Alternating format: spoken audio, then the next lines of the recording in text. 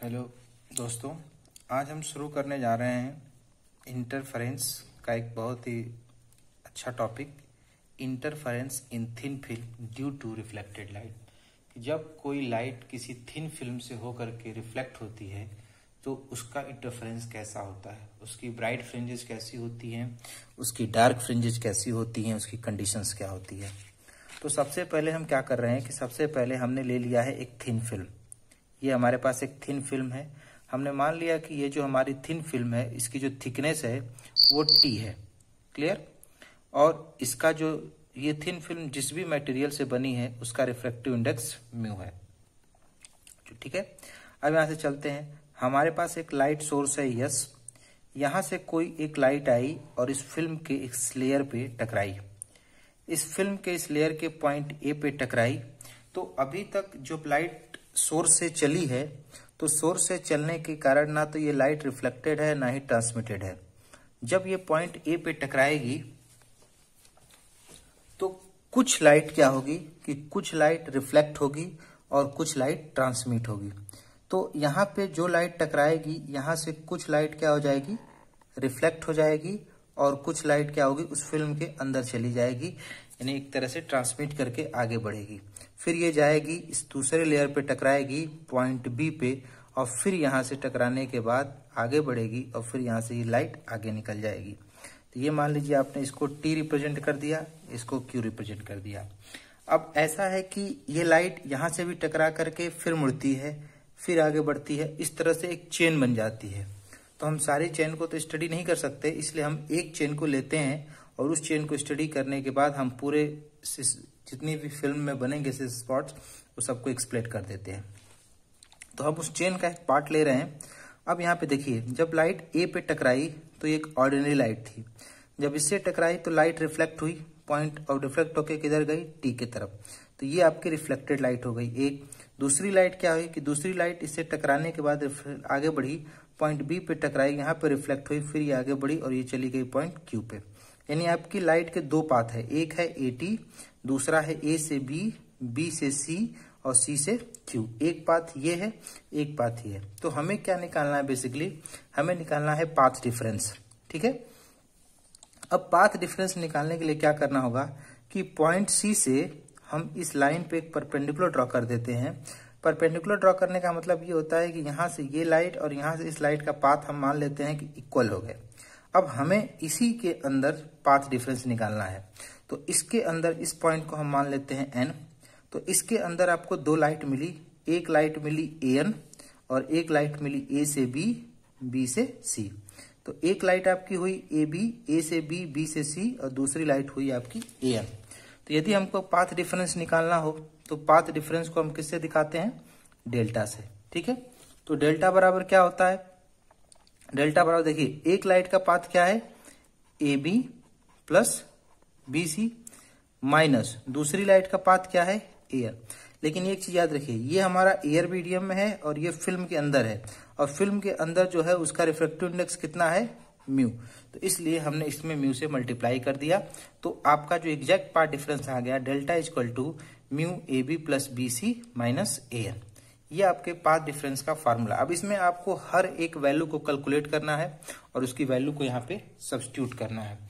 अब जब सारी वैल्यूज आप निकालोगे तो देखिए इसमें थोड़ा सा आप क्या करेंगे कि पॉइंट ए पे एक आपने नॉर्मल ड्रा किया, इस नॉर्मल को आपने ऐसे आगे बढ़ाया, आगे बढ़ाया और इस पॉइंट को आप यहाँ पे मिला दिए। ये आपका पॉइंट पी हो गया। चूंकि ये आपका इंसिडेंट एंगल आई है, यहाँ पे चूंकि लाइट टकराने के बाद रिफ्लेक्ट हो रही है तो लॉ ऑफ रिफ्लेक्शन के हिसाब से जो एंगल ये होगा वही एंगल ये होगा। ये आपका रिफ्रैक्शन एंगल आर हो गया, तो ये भी आपका रिफ्रैक्शन एंगल आर होगा। इनमें क्या है कि यह साइड इस ट्रायंगल का ये साइड और इस ट्रायंगल का ये साइड आपस में बराबर होंगे। इस ट्रायंगल का ये साइड, इस ट्रायंगल का ये साइड आपस में बराबर होंगे। दोनों के एंगल 90 डिग्री होंगे, तो इसलिए ये एंगल भी आपस में बराबर होगा। यानी ये वो दो ट्रायंगल हैं जिनके साइड आपस में बराबर हैं, जिनके एंगल्स आपस में बराबर हैं। अब उसके बाद क्या करते हैं कि इस पॉइंट से इस पॉइंट पे हम एक परपेंडिकुलर ड्रॉ कर देते हैं, जिसे हम मानते हैं पॉइंट एम। ठीक है।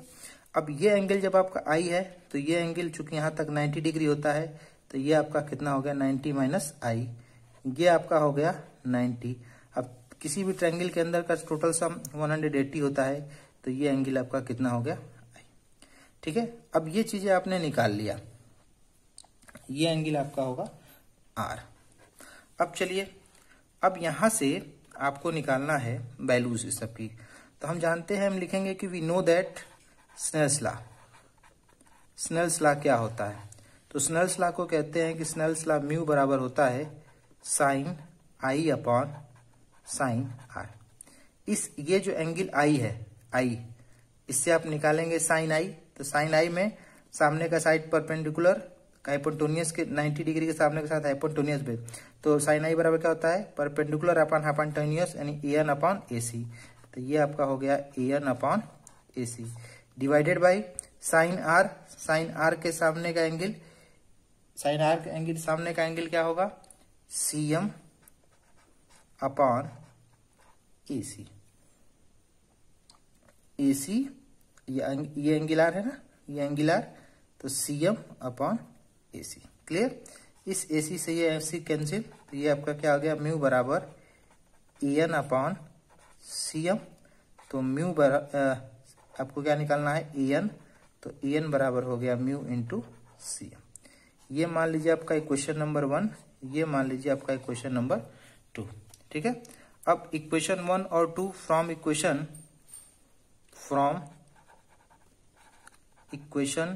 1 एंड 2 क्या करेंगे, ए एन की वैल्यू को ले जाके यहाँ पे सब्स्टिट्यूट कर देंगे। तो आपका क्या आ गया delta equal to mu A B plus B C minus mu into C M. Mu common हो गया सब में से, म्यू कॉमन, ये हो गया A B plus B C minus C M. अब देखिए फिगर में आप जाएंगे, फिगर में तो B C minus C M, ये देखिए यहां से यहां तक बी सी है, इसमें से आप सी एम घटा रहे हैं, तो आपका क्या बचा बी एम। तो ये क्या हो गया delta equal to mu A B plus B M. Clear? A B plus B M, ये आपका मान लीजिए ये आपका हो गया इक्वेशन नंबर 3। क्लियर? अब आइए, अब इक्वेशन 3 के बाद अब इसको हम सॉल्व करते हैं और हम लेते हैं from triangle A M P. कौन सा ट्रायंगल ए एम पी है? इस फिगर में मैं दिखा रहा हूं ए एम पी, ये ट्रायंगल। ठीक है, इस ट्रायंगल में ये एंगल कितने का है आर। तो यहां से इसके सामने का साइड परपेंडिकुलर 90 डिग्री के सामने के साथ हाइपोटेन्यूज, और ये आपका बेस हो गया। तो कॉस थीटा बराबर आधार बटा कर्ण, तो P M upon A P. यहां से आप लिख सकते हैं cos R is equal to P M upon A P. Clear? Clear है ना? यहां से पी एम की वैल्यू निकालिए, P M is equal to आपका हो गया A P cos of R. ठीक है, अब देखिए पीएम को आप क्या लिख सकते हैं, पीएम ये आपका पी है और ये आपका एम है, पीएम को लिख सकते हैं P B plus B M. Clear?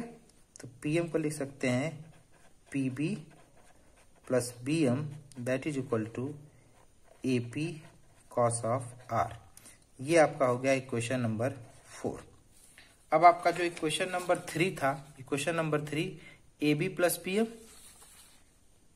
Sorry हाँ ए बी प्लस बीएम, अभी नहीं, अब इसमें आइए ए बी यानी ये और ये साइड आपस में क्या होंगे बराबर होंगे। तो ए पी बी को आप क्या लिख सकते हो A B plus B M that is equal to A P cos of are.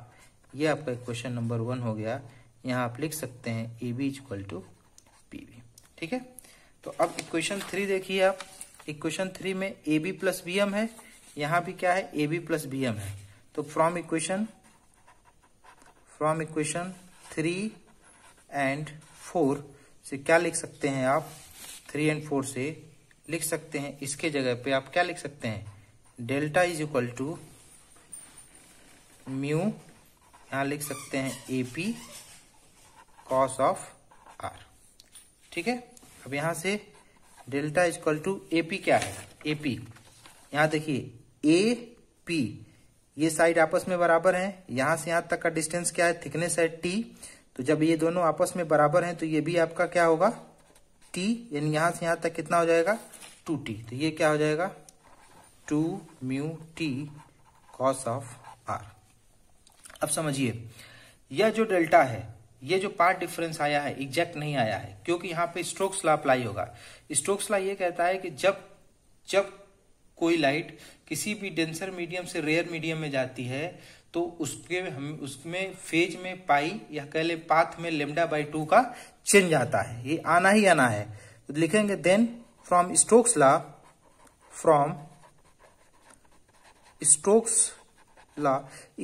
Law केवल रिफ्लेक्टेड लाइट के केस में काम होता है, ट्रांसमिटेड के केस में हम बात नहीं करते हैं। स्टोक्स लॉ क्या के हिसाब से क्या हो जाएगा, total path difference 2 mu T cos of R plus minus λ/2। Path difference घट भी सकता है और पार्ट डिफरेंस बढ़ भी सकता है। क्लियर है? तो ये आपका एग्जैक्ट पाथ डिफरेंस होगा।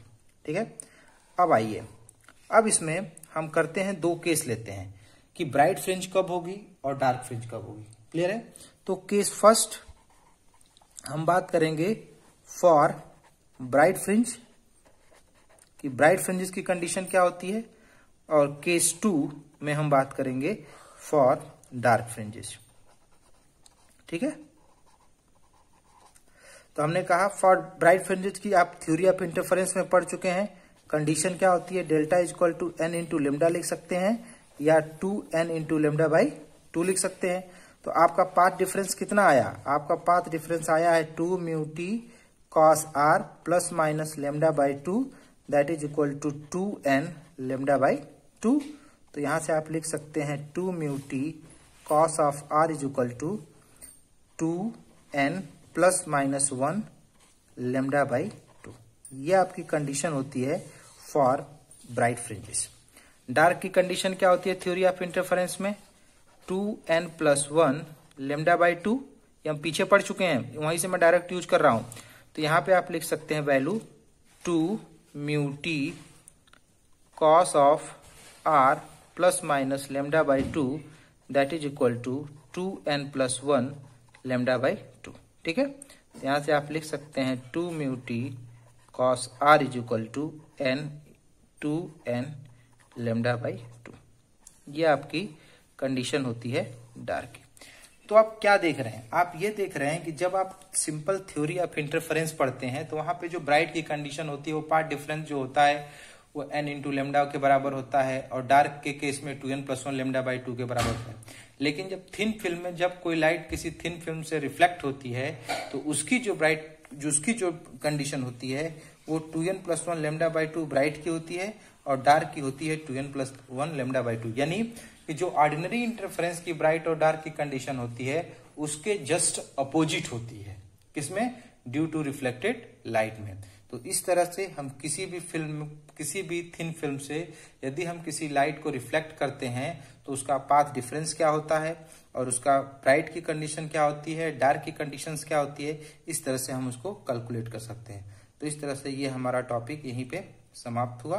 अब हम अगले वीडियो में देखेंगे कि thin film due to transmitted light कैसे निकालते हैं। ठीक है, आज के लिए बस इतना ही। Thank you.